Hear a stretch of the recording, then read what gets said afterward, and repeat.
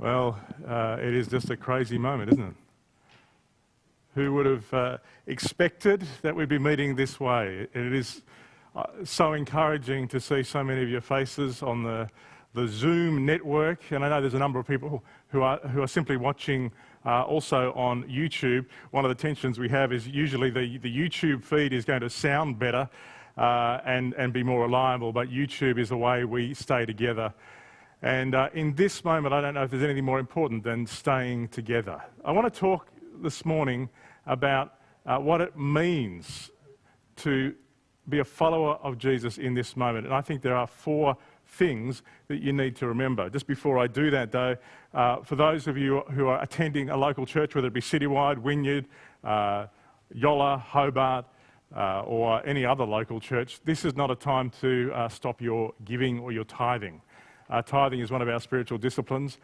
For those who are partners with us in this broadcast, you can just click on the Church Online link and click on Giving and Tithing, and the account numbers are there if you want to give directly that way, or you can give by credit card to your local church through that website as well.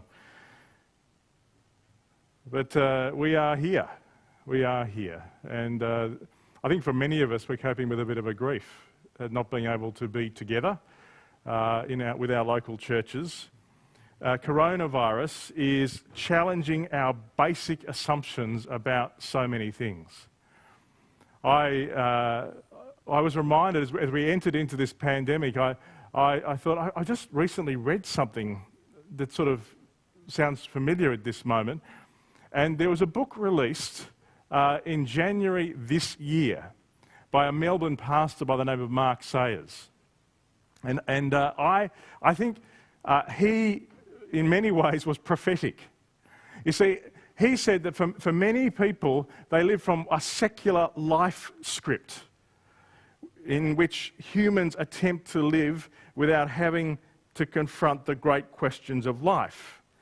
And that secular life script creates insulation against faith. Now, listen to what he wrote in his book, Reappearing Church. He said, however, this insulation is not as secure as it may seem. Listen to this. This is released in January this year, if we endured a global flu pandemic like the one in the early part of the 20th century that killed millions of people across the world, how we view and process our personal potentials and possibilities would be deeply shaken. I think he hit it on the head. He went on to say, think about how different your life would be. Many of us know that. Consider how you would have to readjust your life and how you access community and relationships. In Australia, he writes, after the attacks on 9/11, church attendance went up for a short period. This was in a country across the other side of the world from the attacks. Why? Because the Western secularist bubble of radical individualism and hyper-consumerism was pierced. Briefly, the mythology that it's possible to live a life without God or greater meaning for many people was rattled. Your lifestyle, your freedom, your approach to faith and meaning are shaped by large-scale factors. Factors out of your control, which we assume to be stable and secure, but which in reality, as he writes, can change suddenly. One of the great challenges, I think, for most of us in this moment is this experience of what people who write about this kind of thing call cognitive dissonance. This sense that your head tells you how things are supposed to be, but the reality just isn't that. Most of us are living in this state of cognitive dissonance at the moment as we face the truth that our world has been turned upside down by a microscopic virus that none of us can actually see. This moment is going to show the foundations we've built our lives on. This moment is going to show the foundations we've built our lives on. Jesus talked a lot about foundations. He said, everyone who hears these words of mine and puts them into practice is like a wise man who built his house on the rock. The rain came down, the streams rose, and the winds blew and beat against the house, yet it didn't fall because it had its foundation on the rock. That's from Matthew chapter 7.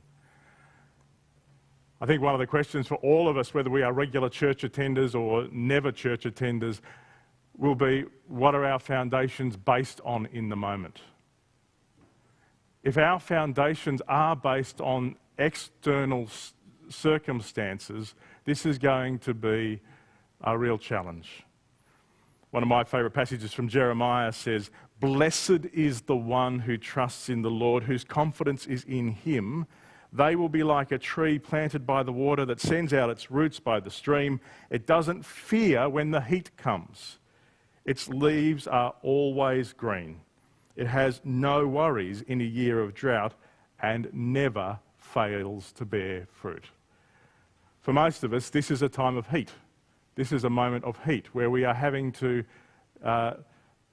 cope with without many of the things we've counted on. And so the first thing I want to encourage you with right now, is that no matter what's going on for you, as so many other things that you have counted on seem to no longer be available to you, it is time to hold on to Jesus. Jesus said in John 8, "I am the light of the world. Whoever follows me will never walk in darkness, but will have the light of life." For many of us, we kind of think we know how life's meant to be, but this moment has sort of shaken it up a bit. And Jesus is saying, don't worry. If you want to understand what's going on, if you need help to understand where you are in this moment, don't panic. Look to me and I will reveal it to you. He is the light. And even for those of us who are regular church attenders, I think this moment is going to show how seriously we actually have Jesus and his words as the foundation of our life. And right now, I imagine that there are people watching this who have never actually got to a point where they said, yep, Jesus, I want you to be the light of my life. I know I can't do life on my own. If you find yourself in that place this morning, or even if you find yourself as someone who's turned up at church for many, many years but knows that Jesus actually isn't the foundation of your life, I just want to, before I say too much more, I just want to take a moment and let's just pray, and all you need to do is repeat these words after me to begin a new journey in this new era. So let's just take a moment to pray. So first of all, if you're someone who has never opened your life to the light that only comes through Jesus, let's say this after me. Jesus, I know I can't do life on my own. Please come in and give me the light of life so that I can make sense of this moment. And if you're someone who's been a regular church attender, but also has, if you, to be honest, hasn't been living your life on the foundation of Jesus, I ask you to pray this after me. Jesus, I confess, I've been playing religious games, and in this moment, as it feels like the rug's pulled out from under me, I want to come back to you and put my life in your hands in a new way, Jesus. Help me. Amen. So in this moment, like never before, I think it's time, the first thing I want to say to you, it is time to hold on to Jesus. What does that actually look like? Well, it actually means spending time with Jesus. It means spending, and how do you do that? Well, you get yourself a Bible, and these days a Bible is as close as your smartphone. You may be able to order online a paper Bible. but you can download the YouVersion Bible app. Just type in Bible into any app store and it'll pop up and it's free. It also means spending time in prayer. And there isn't any particular right way to pray. It's just having a talk with Jesus. And it also means spending time in worship. Worship just means giving God his worth. And in this moment, it's where everything is so tempting to want to just put our eyes on ourselves and just move into survival mode, we need worship like never before. We need to remember who God is and remember he is the centre of the universe and we're not. So I encourage you, if you are at a point where you know it's time to get real with God at a new level, just invite you to take a moment to even pray, God, how do I get more serious about prayer? How do I get more serious about your word? And how do I get more serious about worship? So that's the first thing. It's time like never before to hold on to Jesus. The second thing is this. It is not time to be on your own. The passage that Emily read to us, Hebrews 10, says, let us consider how we may spur one another on toward love and good deeds, not giving up meeting together as some are in the habit of doing, but encouraging each other. And all the more as you see the day approaching. Like never before, we need each other. It is going to be really easy for social distancing to turn into social isolation, and that is going to be more serious, if I can say this, than the coronavirus. None of us were meant to do life alone. We're going to have to find creative and new ways of being together. We're going to have to find things like online communities. For Citywide, we'll be shooting you an email very soon with details of all the many ways you can connect through the week. But I know the same is true for Wynyard. We're going to need to find new ways of using the technology that's available to us. And in this week particularly, can I encourage you, if you're at a point where you're not exactly sure how to use the technology, or if you just can't find the technology you need, can you get to us as a church? And if you're not part of Citywide, get to your pastor and say, look, I'm going to need a hand. Because there is a chance that the restrictions are going to tighten even further and it's going to get it more difficult to stay in touch. And for many of us, it'll just be the technology that will be the way we can see each other and have real conversations. It's not the same. We know it's not the same as meeting people in person, and it is just going to be so nice when we gather together. But this is not a moment to be alone. That's the second thing I want to say. First thing is, it's time to hold on to Jesus. The second thing is, it's not time to be on your own. The third thing is this. You've got a job to do. You've got a job to do in this moment. It is time to put your own needs aside and serve. Serve, first of all, your family. And by that I mean your extended family. Check how they're going. Particularly care for our kids and our older people right now. You've got to care for our families. We also, in this moment, have to care for our friends and our colleagues. People we normally do life with, but all of a sudden we are no longer able to engage with face to face. God has put these people in your life, and this is not a time to let them go. And the third thing in this Neighbour Day is we need to care for our neighbours.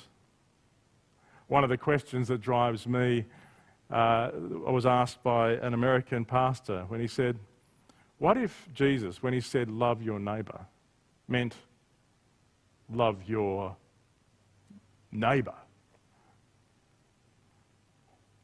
There are going to be people on your street who are scared. There are going to be older people in your neighbourhood who really don't have the connections. We believe it is our task as your church to have your back as you seek to love and serve your friends, your family, and your neighbours. But we're not setting up a big caring organisation. It is our task to help you. We will organise people to support you in that. And that is true for us, true for Wynyard, true for every church. If you are expecting your pastors to do all the pastoral care necessary in this moment, you're going to be sadly disappointed. and particularly on this International Neighbour Day, can I encourage you to drop a note into your neighbours, just to check on them, the idea of this street-level Facebook group, I think it's a winner.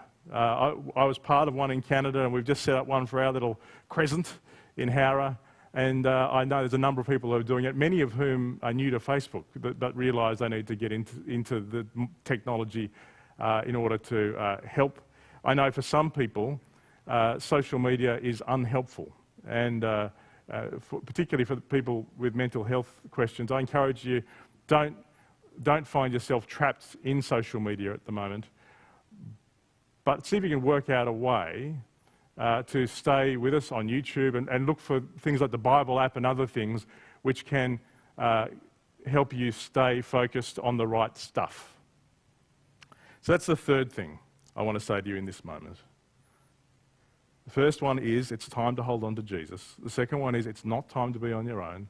The third one is it's time now to love and serve your family, your friends, and your neighbours. They need you. They really need you. It is not time for the church to become self-focused. It is not time to think about promotional strategies for our church. It is time for us to care. And how are we going to do that?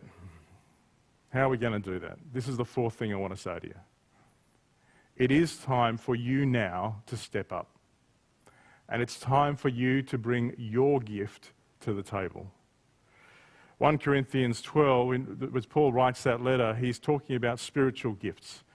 I'm almost 100% sure he would also mean in that all the gifts that God has given when he says, now to each one the manifestation of the Spirit is given for the common good.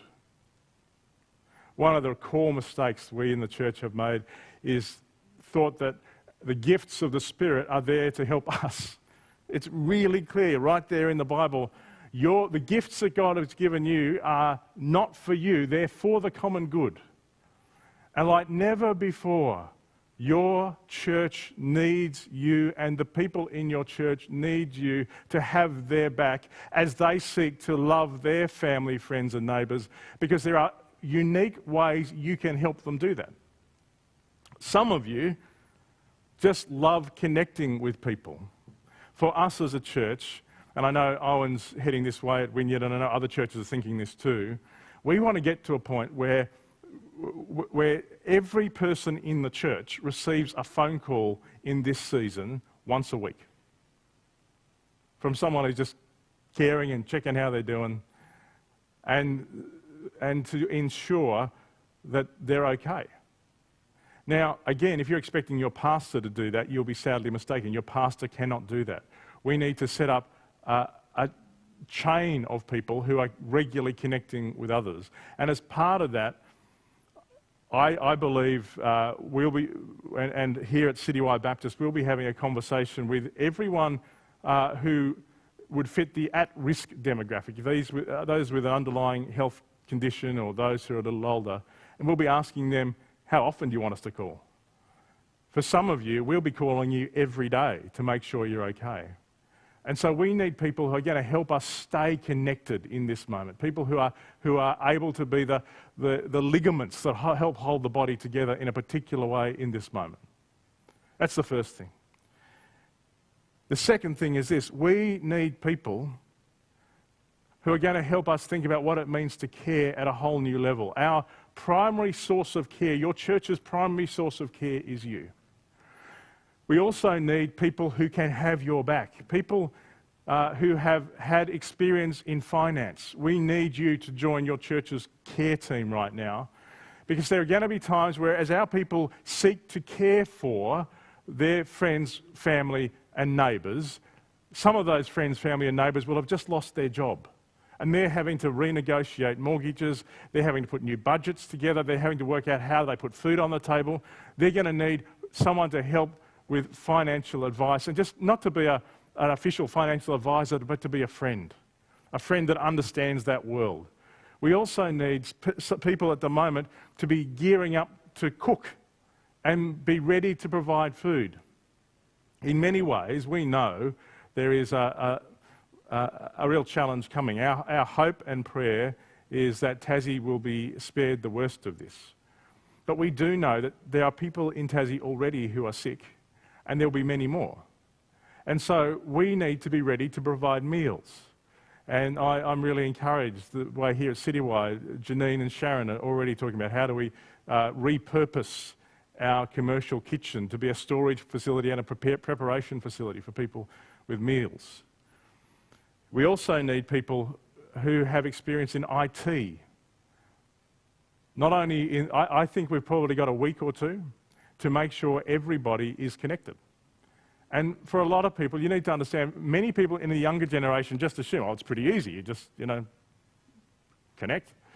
But there's a generation who are finding it challenging, and we also need to check, not everybody's current devices are capable of what they will need to be capable of in the months to come. So we need people with IT experience right now to step up and be part of your church's care team. We also need people who are retired health workers. You'll see the government has now put out a call to people who have been retired healthcare professionals to come back to work. For those of you who are too old or are not in a position to do that, we need you on your church's care team.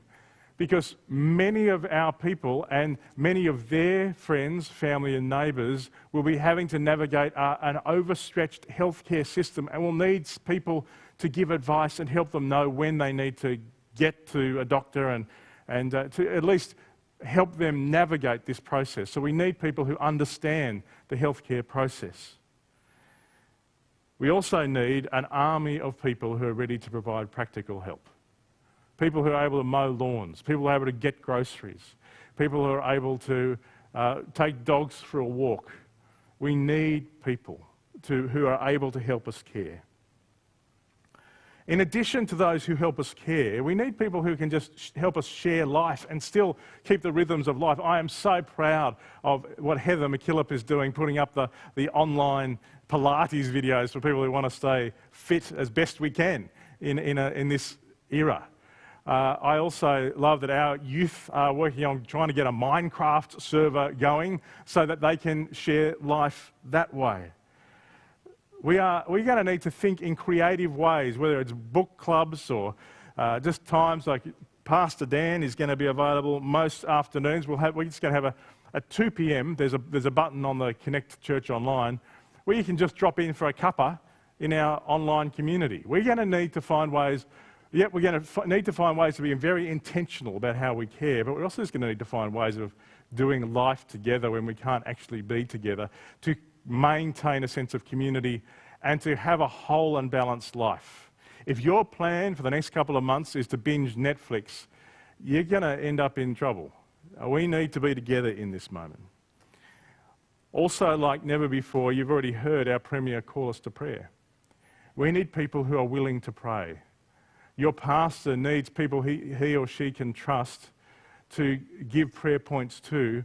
My dream for this moment is that we would get 24/7 prayer happening for Hobart, for Wynyard, for Launceston, for Melbourne, for Sydney, that there will be these networks of prayer that are surrounding our city and our leaders and our healthcare workers at this moment. And like never before, it is time to lift your prayers from simply personal requests to step into the spiritual battle we're in. We need prayer warriors right now. And finally, we need people who are gifted in creation. We need our creative people. Some of you are going to be finding it really difficult. Like Renata is one of our creative people, and she carves in wood, and it's going to be pretty hard for her to show people the wood at the moment. But she's also, you know how some people are just wired creatively? We need you. I got an email from Renata suggesting a festival of light in the time where we normally would have dark mofo, where we can get houses to do installations and stuff. We're going to see what we can do with that. But like never before, we need our creative people to be creative in thinking how they bring us their creativity. We need our poets to write poetry. We need our musicians to write music.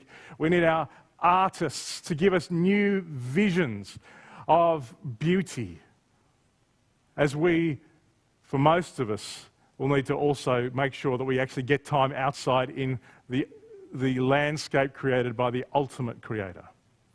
This is not a time for our creative people to go silent. We need you like never before, and increasingly we hope through our church services, through our church social media outlets, that we'll be creating a platform for our creative people.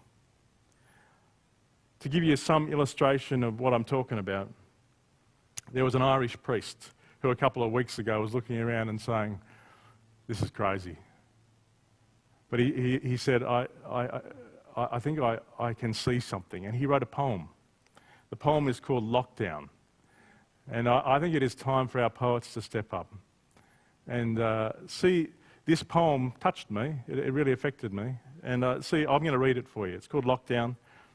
And I encourage you just to listen to these words. Yes, there is fear. Yes, there is isolation. Yes, there is panic buying. Yes, there is sickness. Yes, there's even death. But they say that in Wuhan, after so many years of noise, you can hear the birds again. They say that after just a few weeks of quiet, the sky is no longer thick with fumes, but blue and grey and clear. They say that in the streets of Assisi, people are singing to each other across the empty squares, keeping their windows open, so that those who are alone may hear the sounds of family around them. They say that in a hotel in the west of Ireland, they're offering free meals and delivery to the housebound.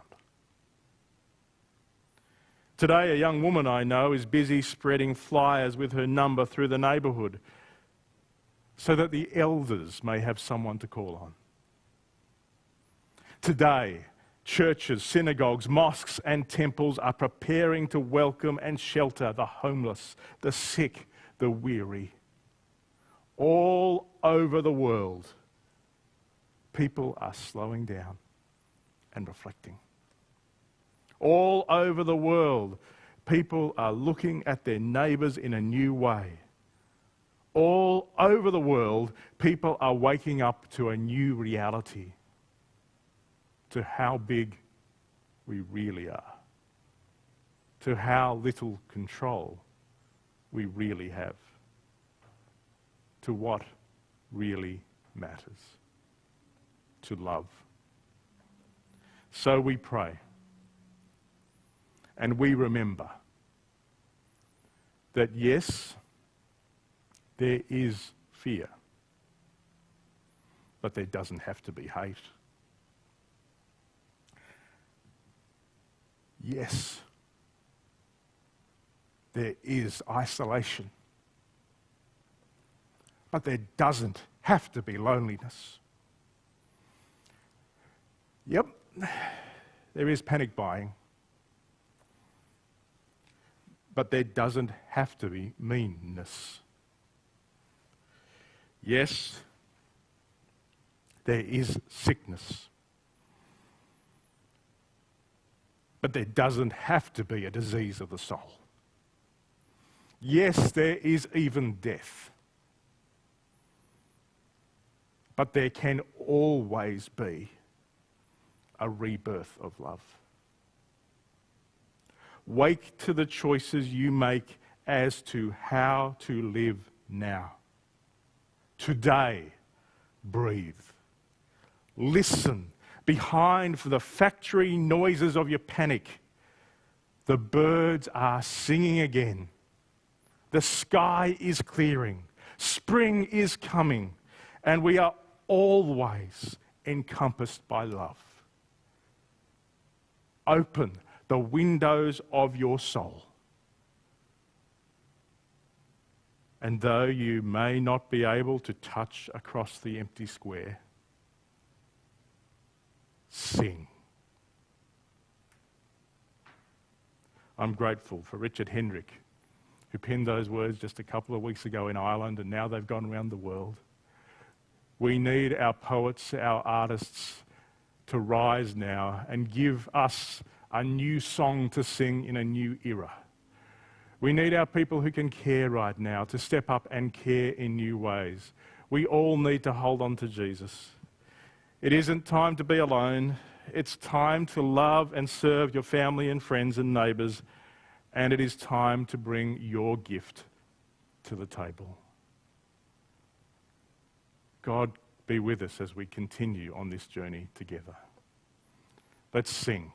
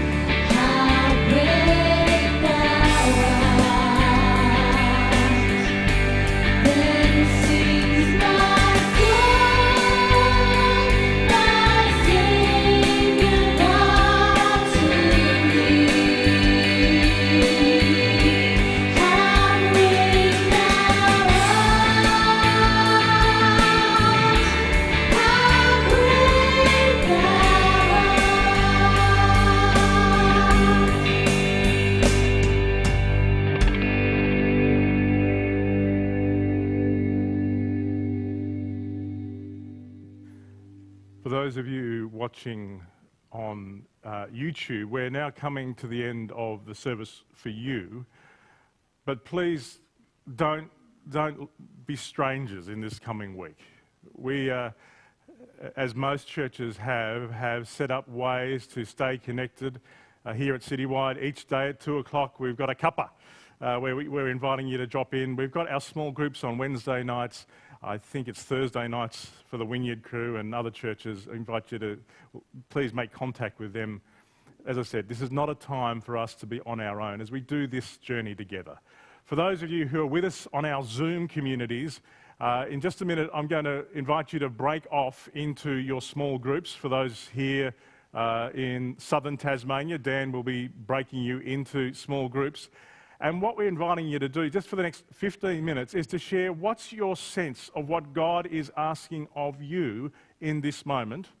And then, for those of you who want to come back in 15 minutes' time, we'll be actually just creating some space for the Citywide crew and for anybody else who wants to drop in on the South Tas community, just to drop in and say g'day and give our team some feedback. Because we're all learning together as we work this through. So we'll just have a 15-minute conversation at about 11:30 for those. And in order to be part of that, all you need to do is join the South Tas community on our website. We'd love to see you. But as we finish, let me just pray for us as we go. Jesus, for those, I want to ask particularly that you would bless those who are watching through YouTube right now, and be with them as they enter into this week. Help them know what it means to hang on to you. Help them know what it means to love and serve their family, friends and neighbours. Help them know what it means to bring the gift that you have for the gift that you've given them to the table. And please, Jesus, help them know what it means not to be alone in this moment. And for all of us, as we come and reflect, help us be open to what it is you are saying to us. We ask this in your name. Amen. So for those on Zoom, you're about to break into small groups.